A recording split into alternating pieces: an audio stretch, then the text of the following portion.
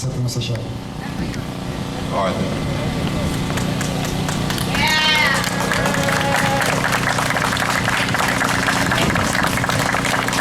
So where's my young man here with the flag? We had a man over here standing here with the flag. Can I have a flag?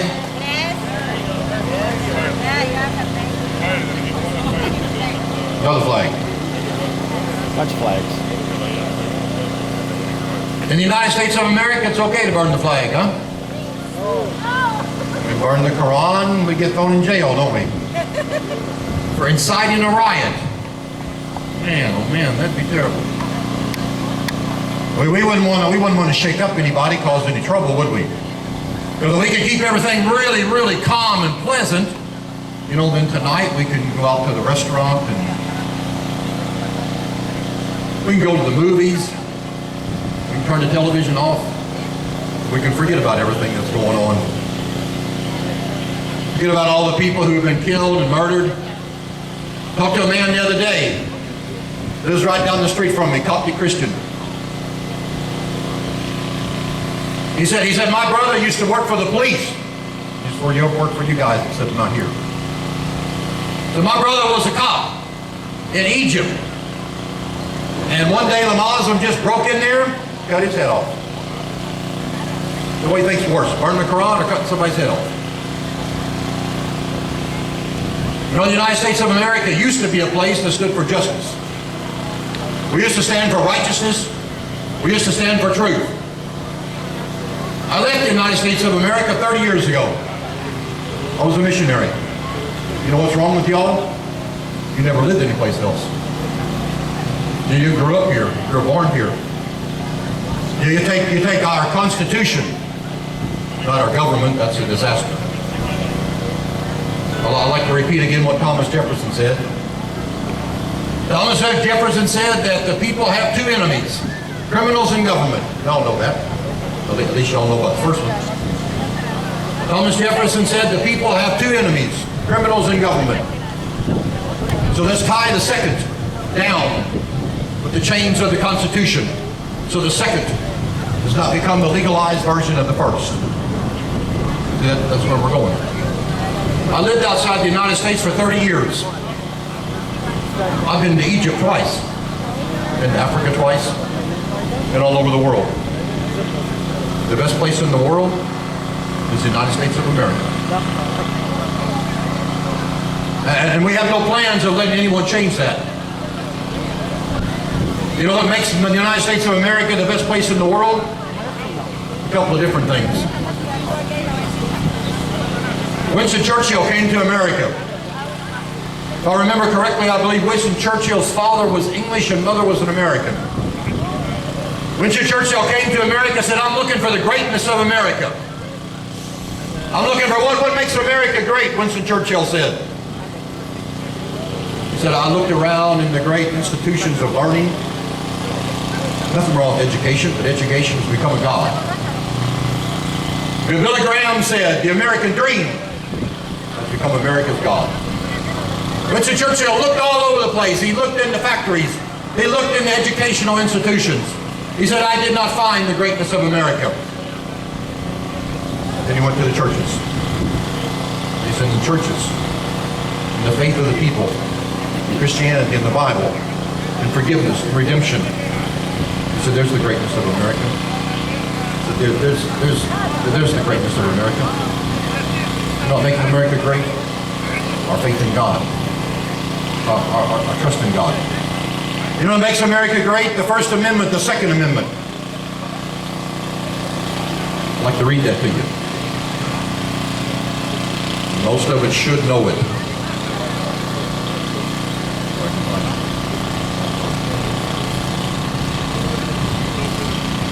What makes America great? That is why we will never let Sharia take over.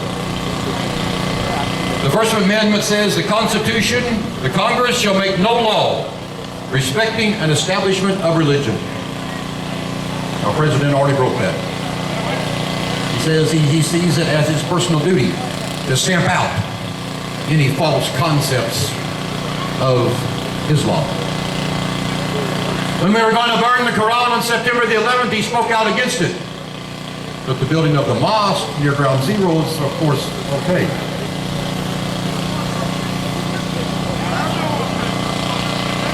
The job of the President of the United States, the job of any official that is paid for by the government, paid for by taxpayers' money, it is for them to support the Constitution of the United States. September the 11th was our constitutional right. Congress shall make no law respecting an establishment of religion or prohibiting the free exercise thereof. Dearborn, Michigan. Or as they like to say, Dearbornistan. Dearborn, Michigan has started to institute, y'all got that in Los Angeles? Free speech zones. Now, have you ever heard anything more unconstitutional? Free speech zones.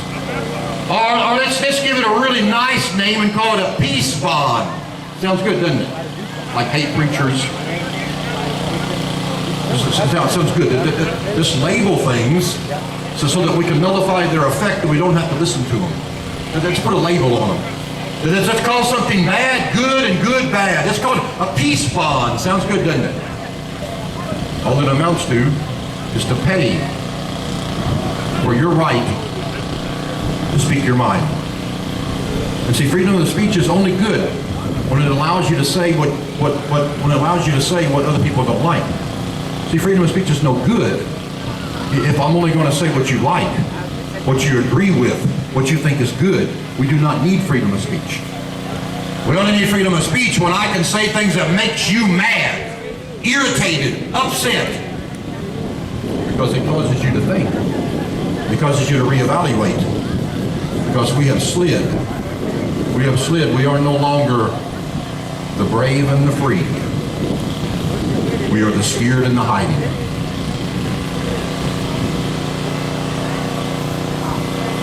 The freedom of speech or of the press. The press no longer does what they're supposed to do. The press tells us what we should think. It is not the press's job to tell us what to think, to color things what we think. It is actually their job to give us the information, and then we are to make up our mind. Of the press are the right of the people peaceably to assemble and to petition the government for a redress of grievances. Freedom. Freedom of speech is not American. Freedom of speech is human rights. Freedom of speech is normal. If you stop freedom of speech, you stop freedom of thought. Because what is freedom of thought? Freedom of thought is something that you think, that you then articulate, but that you didn't speak out, that you didn't make known. So if we can limit freedom of speech, if we can put a label on it, if we can stop it, if we can call it hate, it causes trouble, it aggravates people. Was it not trouble and aggravation that brought us freedom? When Martin Luther King Jr. demonstrated, did people not die? Did things not happen? Did people not get mad? Did they not get irritated? You know, since 9/11, the religion of peace has killed and conducted over 17,000 terrorist attacks. So don't buy their garbage. We had a nice looking young man up here in a blue suit. Looked like a good old American boy from the consulate. Don't believe that garbage. In the Quran, in the Medina, in the Quran there is over 100 verses that lead and tend to death, terrorism, and violence. And kill them wherever you find them. What we are going to do, we are making this commitment to the Coptic Christians. That is why we are doing. We will not stop. We will not back down. We have hundreds and hundreds of death threats, as you know. We will not stop. We will not back down. Sooner or later, there's going to be freedom in Egypt. Sooner or later, Islam will no longer be able to hide under that mask and deception of peace. We will not be able to do that because we shall continue to pull off that mask. See, when you pull off that mask, that makes people mad. See, if I come up to y'all and rip off those sunglasses, make you mad. make you irritated. But that's the only way to get anything done. And that mask of lies, that mask of violence will be ripped off. And the world will be able to see that Islam is a religion of violence. Islam's days are numbered. I would like to ask a friend of mine, one of our pastors at the church, Pastor Wayne Sapp. I believe he has a very good message for us. Ask him to come up and speak. He's a very good, loyal man. He knows loyalty. Loyalty is a rare thing today. We quit jobs,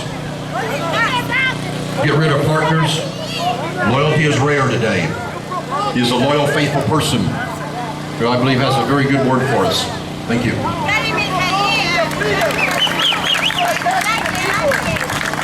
So, real quick, I see him here, and I tell you what, to me that is why we're here. Where's some of the kids? I got some young lady, young man right there. Saw a young man back here. The kids. Look here. How about y'all come right up here? Come right up here. Do you mind if the parents don't mind? I mean, this is bravery. This is tomorrow. Turn around, look at here. Let the accuser see. This is tomorrow. This is why we stand here. This is why we proclaim freedom for everybody. I'm not suffering under the persecution of Egypt. Here, right here, they're not. But you know what? There's children their age that are. There's families. There's families that are trying to raise their children, that are seeing their children slaughtered, that are raised in fear day after day. Because of what? Because people are afraid to speak up. I got a message for you from 1 Samuel. Here in the Bible, we talk about many stories. And if we allow them to stay stories, they mean nothing. If we allow them just to be preachings, then they mean nothing. We can talk about the story of David and Goliath. About a young man that was sent by his father. That was given a mission to do. Go bring supplies. Bring me back a good word. Out of obedience, he was there. And he found himself in the midst of something he was not expecting. He saw a condition of the people of God. He saw a condition that just completely blew him away. He saw a condition of fear that had gripped the men of God, that they no longer would stand up. That is where, look at this. They've been standing here since we got here, holding that cross, holding that symbol of salvation, holding up a faith, holding up a truth, a belief. And see, it's because of these kids that y'all are leaving now. See, you got nothing to fight against. How can you stand against tomorrow's future? This is our future. This is why we should all, these streets. We had thousands of people say we were coming. The Christians. It don't matter if you're Coptic or not. It don't matter if you're Catholic. It don't matter if you're Baptist. It don't matter what faith you. If you look at these kids. Are they not worth fighting for?